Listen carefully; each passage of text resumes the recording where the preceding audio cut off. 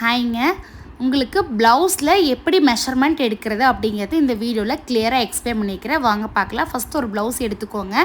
அது நல்லா சுருக்கம் இல்லாமல் தேய்ச்சி எடுத்துக்கோங்க. மேலே ஷோல்டர்லேருந்து கீழே பின் பக்கம் வரலும் எவ்வளோ இருக்குது, 13.5 இருக்குங்க. அந்த மெஷர்மெண்ட்டை எடுத்து எழுதிக்கோங்க.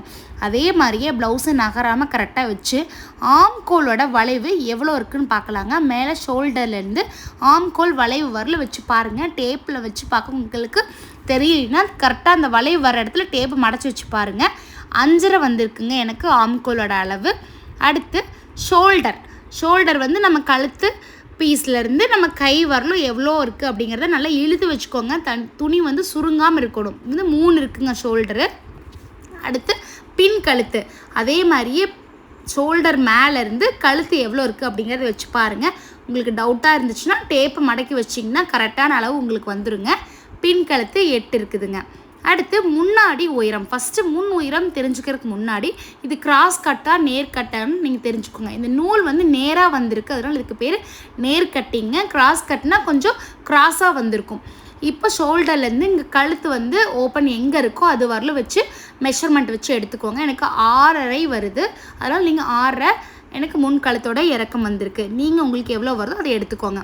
அடுத்து முன் உயரம். முன்னாடி பட்டி வரலும், முன்னாடி ஷோல்டர்லேருந்து பட்டி ஜாயின் பண்ணிக்கிற பார்த்தீங்களா, அந்த அளவு வரலும் எவ்வளோ மெஷர்மெண்ட் அப்படிங்கிறத ஷோல்டர்லேருந்து கீழே பட்டிக்கு வரலும் வச்சு பாருங்கள். கரெக்டாக இழுத்து வச்சு பாருங்கள். இது வந்து நேர் கட்டிங் ப்ளவுஸு, கொஞ்சம் இழுத்து வச்சு பார்க்கணும்.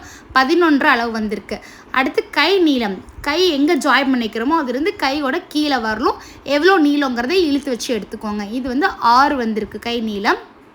அடுத்து பின் பக்கம், அதாவது பாடி சுற்றளவும் கை சுற்றளவும் நம்ம வந்து உள் பக்கமாக தாங்க எடுக்கணும் ப்ளவுஸில். மற்ற அளவு எல்லாமே பின்னாடி எடுத்திருப்போம். சுற்றளவு மட்டும், எல்லா சுற்றளவுமே வந்து ப்ளவுஸை உள்பக்கமாக திருப்பி எடுத்திங்கன்னா தான் கரெக்டாக வரும். ப்ளவுஸை நல்லா உள்பக்கம் திருப்பி எந்த சுருக்கம் எல்லாமே எடுத்து வச்சுக்கோங்க. ஏன்னா நம்ம பின்பக்கம் வந்து டாட் பிடிச்சிருப்போம், அதனால வந்து கிராஸாக இருக்குங்க. நீங்கள் ஸ்கேலை நேர் வச்சு அந்த இடுப்பையும் கையையும் ஜாயின் பண்ணுற இடம் தாங்க நமக்கு பாடி சுற்றளவு.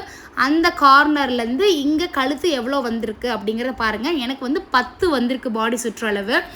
அடுத்து கை சுற்றளவு எவ்வளோங்கிறதையும் நம்ம பார்த்துக்கலாம். சுற்றளவு பூராமே வந்து உள்பக்கம்தாங்க எடுக்கணும். அதே மாதிரியே கையை நல்லா விரித்து வச்சுக்கோங்க. கை மேலேருந்து இந்த கையையும் இடுப்பையும் ஜாயின் பண்ணிக்கிற பார்த்தீங்களா, இந்த அளவு வரலும் எவ்வளோ இருக்குதுன்னு பார்த்துக்கோங்க. 7 இருக்குது. நம்ம அதே அளவில் இருந்து தான் அப்படியே வந்து பாடி சுற்றளவு அந்த பக்கமாக கழுத்து வரல வச்சு எடுத்தோங்க. இது வந்து கை சுற்றளவு 7 வந்திருக்குங்க. அடுத்து இந்த பாடி சுற்றளவையும் ஆம்கோலையும் வச்சு தாங்க நம்ம கையிறக்கம் பக்க கழுத்து எடுப்போம். நமக்கு ஆம்கோல் வந்து 5.5 வந்திருக்குங்க, அதனால் கையிறக்கம் 3. பாடி சுற்றளவு 10 வந்திருக்கு. ஸோ 8.75 மேலே இருக்குது, அதனால பக்க கழுத்து 2.5 வச்சுக்கிறோங்க. இதனோட மெஷர்மெண்ட்டை வச்சு தான் நம்ம வந்து இதை வந்து அளவு எடுத்துக்கலாம்.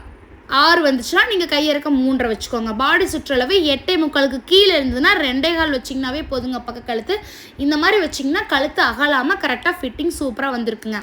இப்போது ப்ளவுஸே இல்லாமல் நம்ம எப்படி ஒரு டைம் ப்ளவுஸ் நம்மகிட்ட கொடுத்துட்றாங்க. இது வந்து கை நீளம் பாருங்கள். கையை வந்து ஸ்டார்டிங்லேருந்து கை ஃபஸ்ட்டு தையல் எங்கே போட்டிருக்குமோ அது வரல எடுத்துக்கோங்க. சுற்றளவு பூரா உள்பக்கம்தான் எடுக்கணும். அப்போ அது வந்து கை கீழ் சுற்றளவு 6 இருக்குங்க.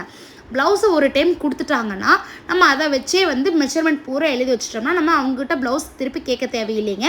இந்த கொக்கி சைடு வந்திருக்கு பார்த்தீங்களா, இந்த கொக்கி சைடு வெளிப்பக்கமாக எடுத்துக்கோங்க. வெளியிலேருந்து இந்த கொக்கி முடிகிற இடத்துல வந்து எவ்வளோ இருக்குதுன்னு எழுதிக்கோங்க.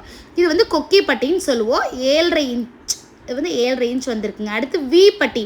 நம்ம கொக்கி மாட்டுறதுக்காக வி போட்டிருப்போம் இல்லைங்க, அந்த வி பட்டியோட அந்த வியை விட்டுருங்க. அதுக்கு அடுத்து எடுத்து ஃபஸ்ட்டு தையல் எவ்வளோ தையல் போட்டிருக்குமோ அது வரையில் மெஷர்மெண்ட் எடுத்துக்கோங்க. அந்த வி பட்டியை வந்து விட்டுட்டு அதுக்கப்புறம் வி பட்டிக்கு அடுத்து இருந்து இது வரையில் போட்டுக்கோங்க. எனக்கு வந்து 6.25 இருக்குதுங்க. வி பட்டி 6.25. அப்புறம் பின் மடிப்பு பகுதி, பின்னாடி பக்கம் வந்து 2ஆக மடித்து வச்சுக்கோங்க கரெக்டாக. அதே மாதிரி மடித்த பக்கத்துலேருந்து நம்ம ஃபஸ்ட்டு தையல் போட்டிருக்கோம் பார்த்தீங்களா, அது வரையிலும் டேப்பை வச்சு அளவு எடுத்துக்கோங்க. இதுதாங்க பின் மடிப்பகுதி. எனக்கு இது வந்து 8.5 வருதுங்க. பின் மடிப்பகுதி 8.5. இப்போ நீங்கள் வந்து இந்த 3 மெஷர்மெண்ட்டையுமே நீங்கள் எழுதி வச்சுக்கிட்டிங்கன்னா ஒரு டைம் அவங்ககிட்ட ப்ளவுஸ் வாங்கி அளவு எடுத்து வச்சுக்கிட்டிங்கன்னா திருப்பி அவங்கக்கிட்ட ப்ளவுஸ் வாங்கி அளவு எடுக்க தேவையில்லைங்க. இதை வச்சு நீங்கள் தைச்சிடலாங்க. இது வந்து எப்படி மெஷர்மெண்ட் எடுத்துருக்குறேன் அப்படிங்கிறது இந்த வீடியோவில் போட்டிருக்கிறேங்க. அடுத்து வந்து எப்படி கட் பண்ணுறதுங்கிற வீடியோ போடுறேங்க. தேங்க்யூங்க வீடியோ பார்த்ததுக்கு.